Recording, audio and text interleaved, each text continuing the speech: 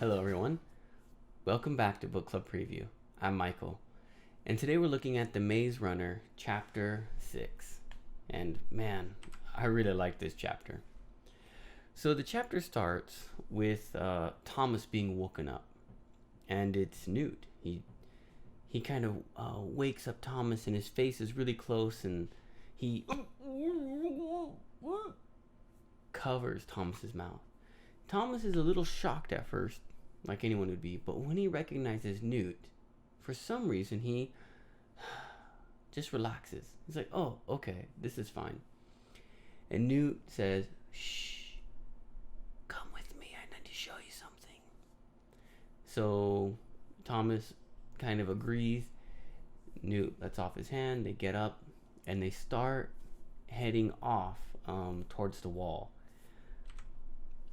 As they're walking, they're trying to step over a bunch of people, and it's not easy in the dark.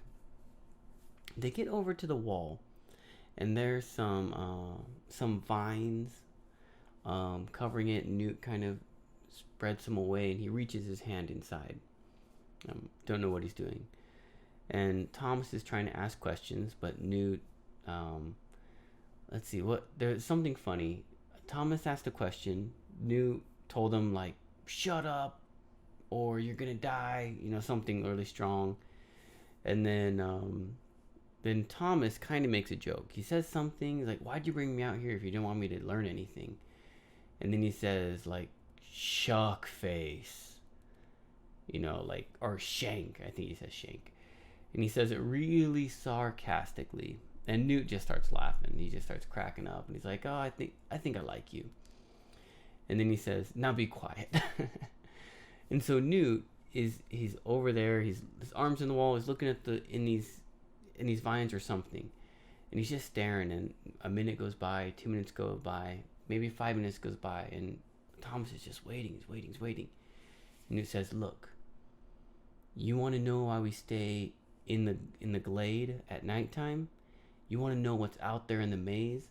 He says, look outside. And so Thomas kind of looks out this window. He sees that where Newt was, there's a kind of hole there. There's a window, and he's looking outside, just looking through this window, and he sees something.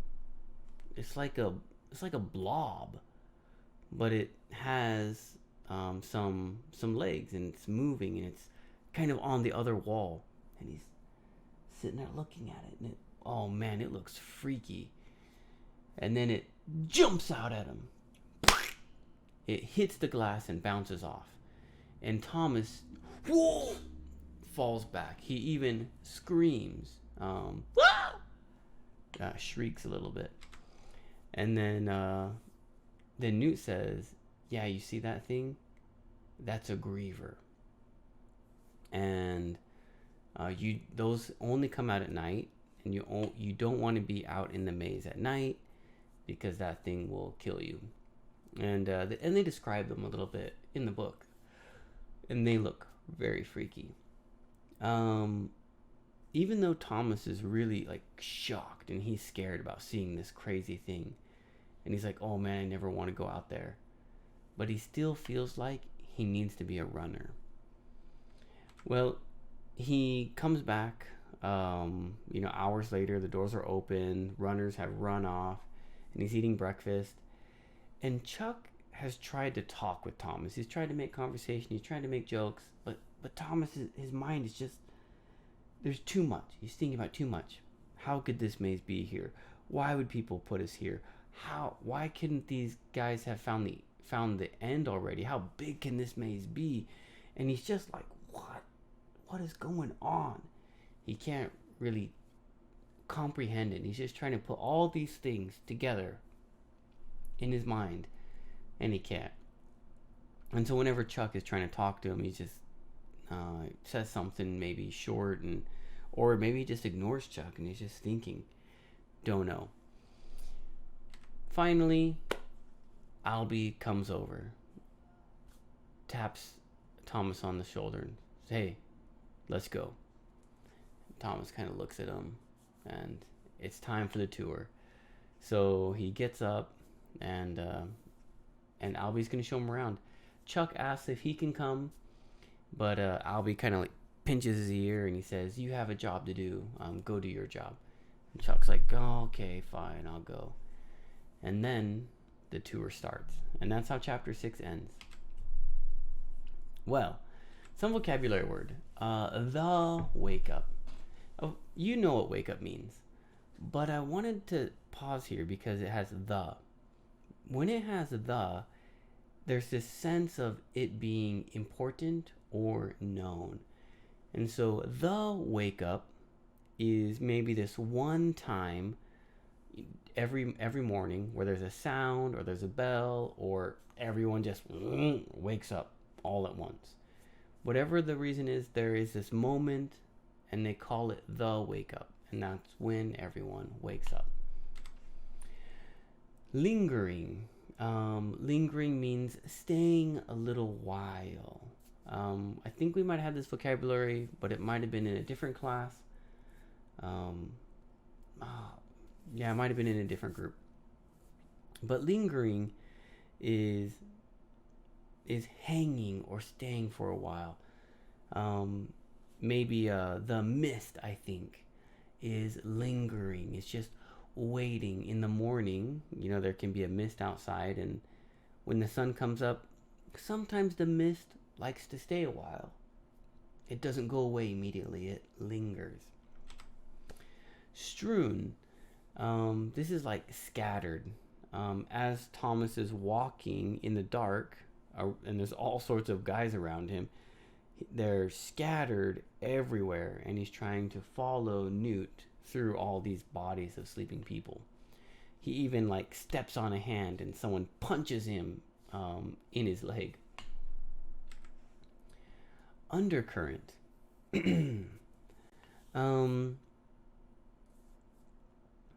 Undercurrent, it has kind of two meanings. The first one is like in an ocean, in a sea. It could even be a river. Maybe the top part looks calm, but in the water there's a really powerful part where the water is moving very fast. We call that undercurrent. That can also be used to talk about different problems or issues. I can't remember what it was referring to in the story. Maybe some deep problem inside, or some situation that on the surface it looks different, but underneath there's something going on there that you can't notice very easily. Undies. Man, I can't even remember why they said this one either. Undies means underwear. I think Newt says something about undies. I don't know, but check out the story again. Look at these vocabulary words after the definition, and then you can maybe read them more clearly. But undies just means underwear. Kind of a cute way to say it. Like to a kid, you might say, after they took a bath or shower, it's like, okay, let's put on your undies. Something like that. Grime. This is when he's looking through the window and there's grime he's trying to look through the grime. So here we can look at the picture of the maze.